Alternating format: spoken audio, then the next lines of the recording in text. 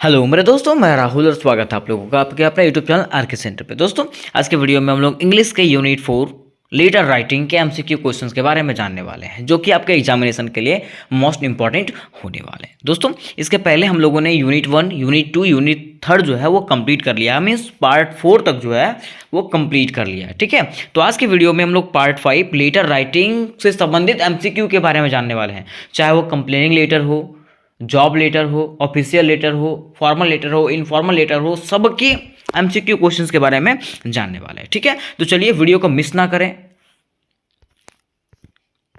क्योंकि ये जो एग्जामिनेशन है आपके लिए मोस्ट इंपॉर्टेंट होने वाला है। क्योंकि आप पहले भी देखे होंगे सेमेस्टर 1, सेमेस्टर 2 में आपको फेल कर चुका था। ठीक है, तो सेमेस्टर 3 में जो है ना, सेमेस्टर 1 में आपको फेल किया था, तो सेमेस्टर 2 में जो है ना आपको गलती नहीं करना है ना, नहीं तो कुछ भी ये कर सकता है। ठीक है, तो चलिए हम लोग जानते हैं कि क्या क्या एमसीक्यू इसमें से पूछा गया है और कैसे कैसे हम लोग को इसको पढ़ना पड़ेगा। ठीक है, अब देखिए पहला जो क्वेश्चन है दोस्तों, लिखा हुआ है कि which of this is not a correct mode of sending letter. देखिए बोल रहा है ना, इसमें से ऐसा कौन सा पत्र है, इसमें से ऐसा कौन सा पत्र है जो भेजने का सही तरीका नहीं है।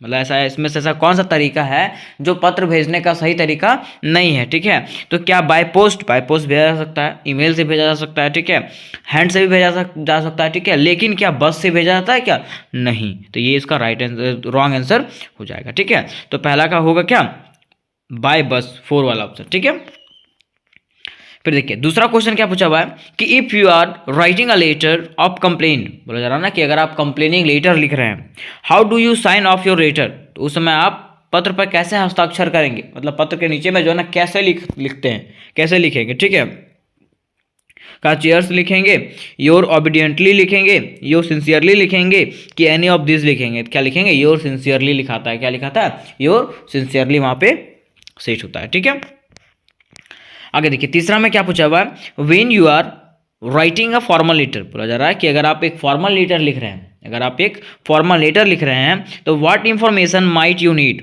तो उस समय आपको कौन सा इंफॉर्मेशन चाहिए।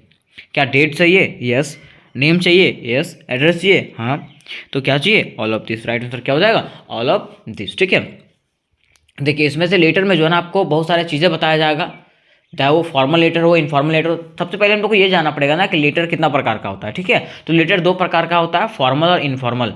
फॉर्मल और इनफॉर्मल, ठीक है, फॉर्मल किसको कहते हैं, तो फॉर्मल जो ऑफिशियल लेटर होता है ना उसको हम लोग फॉर्मल कहते हैं, और इनफॉर्मल किसको कहते हैं, जो रिलेटिव लेटर होता है ना उसको हम लोग इनफॉर्मल लेटर कहते हैं। तो ये चीज़ याद रखिएगा। ठीक है, अगर अगर बात हो इसका पीडीएफ का, अगर बात हो इसके पीडीएफ का, तो मैंने आपको बताया था कि डिस्क्रिप्शन बॉक्स में जो है टेलीग्राम ग्रुप का लिंक मिलेगा, वहाँ से आप लोग क्या हो सकते हैं, टेलीग्राम ग्रुप में जुड़ जाइए, वहीं पे आपको पीडीएफ सेंड किया जाएगा एग्जाम के समय में।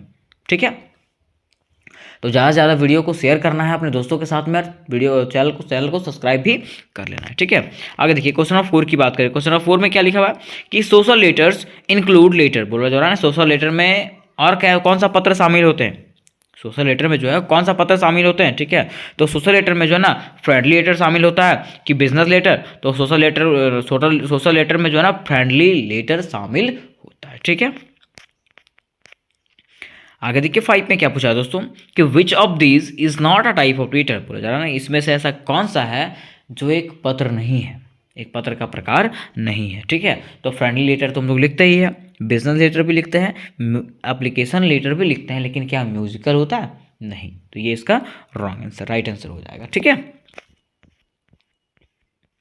आगे देखिए लिखा हुआ दोस्तों कि which of this is not a part of letter. देखिए बोल रहा है ना इसमें से ऐसा क्या है जो एक पत्र का भाग नहीं है, क्या बोल रहा है कि इनमें से ऐसा क्या है जो एक पत्र का भाग नहीं है। ठीक है, तो क्या डेट होता है पत्र में, लिखा जाता है, हाँ, ग्रीटिंग किया जाता है, हाँ, फोटो किया जाता है, हाँ, सिग्नेचर किया जाता है, हाँ। ठीक है, तो क्या हो जाएगा इसका राइट आंसर, सी हो जाएगा। क्योंकि देखिए जब हम लोग पत्र लिखते हैं ना तो पत्र में कोई फोटो नहीं लगाते हैं, पत्र में कोई फोटो लगाते हैं क्या, नहीं, डेट लिखते हैं, ग्रेटिंग करते हैं, सिग्नेचर डालते हैं, लेकिन फोटो नहीं डालते हैं उसमें। ठीक है, आगे देखिए 7 में क्या लिखा हुआ दोस्तों कि the writers address is placed at the top of left corner, बोला जा रहा है ना कि राइटर का जो जो राइटर होता है, जो लिखता है पत्र, ठीक है, उसका एड्रेस कहाँ लिखा जाता है, लेफ्ट साइड में, मतलब ऊपर के लेफ्ट साइड में लिखा जाता है। क्या ये सही है कि गलत है, गलत है। ठीक है, क्योंकि लेखक का पता जो होता है ना वो दाहिने साइड, ऊपर के दाहिने साइड कोना में होता है। ठीक है, तो ये क्या है, गलत है। आगे देखिए क्वेश्चन नंबर 8 में क्या लिखा है? क्वेश्चन नंबर 8 में है कि which of this is use as a form of greeting for business people. देखिए बोल रहा है ना, इनमें से किसका जो है उपयोग व्यावसायिक, मतलब समझते हैं व्यापार वगैरह होता है ना, उसका अभिवादन करने के लिए किया जाता है। तो किसका क्या क्या प्रयोग प्रयोग किया जाता है? व्यापारी सबके लिए, ठीक है, व्यवसाय के लिए।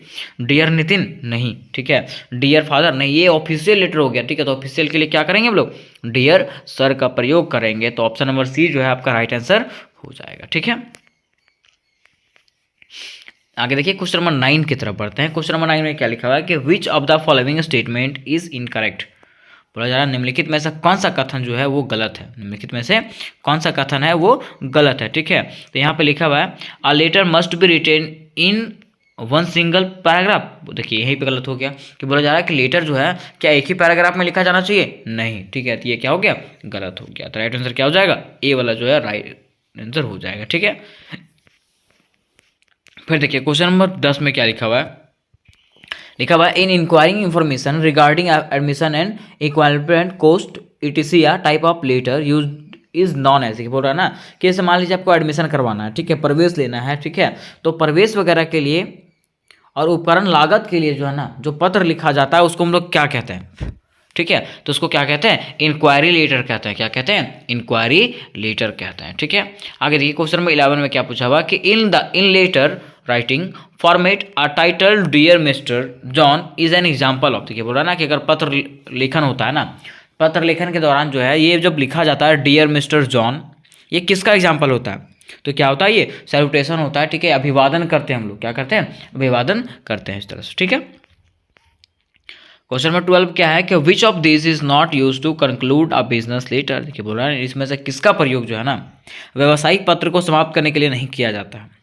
व्यवसायिक पत्र को समाप्त करने के लिए किसका प्रयोग नहीं किया जाता है, ठीक है। तो your faithfully, your truly, your sincerely, with kind regard. तो विथ काइंड रिगार्ड इसमें लिखा नहीं जाता है। जब ऑफिशियल लेटर आता है तो उसमें लिखा जाता है क्या? नहीं, ठीक है। इनफॉर्मल लेटर में ये यूज किया जाता है, रिलेटिव लेटर में इसको प्रयोग किया जाता है, ठीक है। फिर देखिए आगे लिखा हुआ है कि the space to be left from the top is. देखिए बोल रहा है ना कि जब हम लोग लेटर लिखते हैं ना, लेटर लिखते हैं तो ऊपर में कितना जगह छोड़ के लिखते हैं? तो 5 सेंटीमीटर जगह छोड़ करके लिखते हैं, ठीक है। क्वेश्चन नंबर 14 में क्या पूछा हुआ है कि business letter should be concise. Business letter जो है ना वो क्या होना चाहिए? संक्षिप्त होना चाहिए, ठीक है। व्यवसायिक लेटर जो है संक्षिप्त होना चाहिए कि नहीं होना चाहिए? हाँ होना चाहिए, मतलब छोटा होना चाहिए और सटीक होना चाहिए, ठीक है। तो राइट आंसर क्या हो जाएगा? ए हो जाएगा, ठीक है।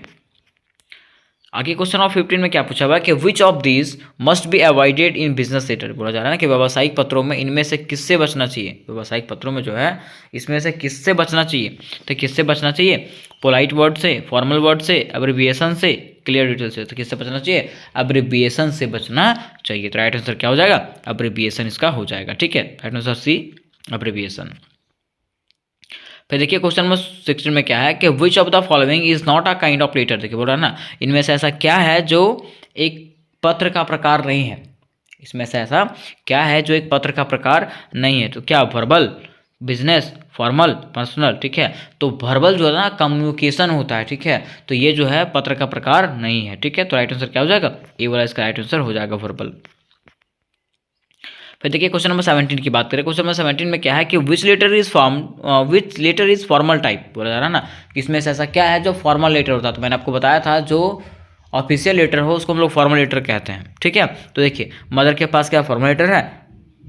दोस्त के पास लिखेंगे फॉर्मल लेटर? नहीं। द एडिटर के पास लिखेंगे तो फॉर्मल लेटर लिखेंगे। तो इसका राइट आंसर क्या हो जाएगा? बी वाला जो है इसका राइट आंसर हो जाएगा, द एडिटर, ठीक है।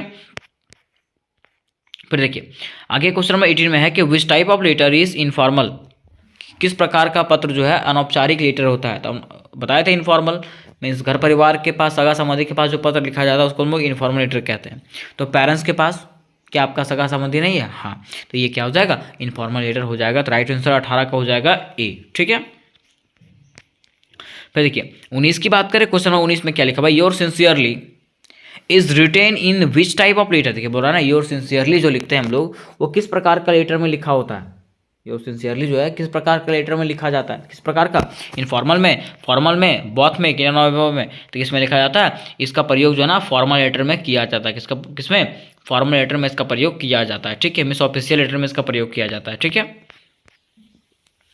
फिर देखिए 20वां नंबर क्वेश्चन क्या है कि which is the correct style, बोल रहा है क्या बोल रहा है कि लिखने का सही शैली क्या होता है, लेटर जब लिखते हैं ना उसका सही शैली क्या होता है। ठीक है, लास्ट वाला योर्स ओबीडियंटली होता है, योर ओबीडियंटली होता है कि क्या होता है। तो यहाँ पे मीनिंग से आपको देख करके समझ में आ जाएगा और उस तरह से वहाँ पे देख करके लिखना है। ठीक है, तो क्या होता है इसका सही तरीका क्या होता है, ऑप्शन नंबर बी जो है योर ओबीडियंटली जो है इसका राइट आंसर होता है। ठीक है,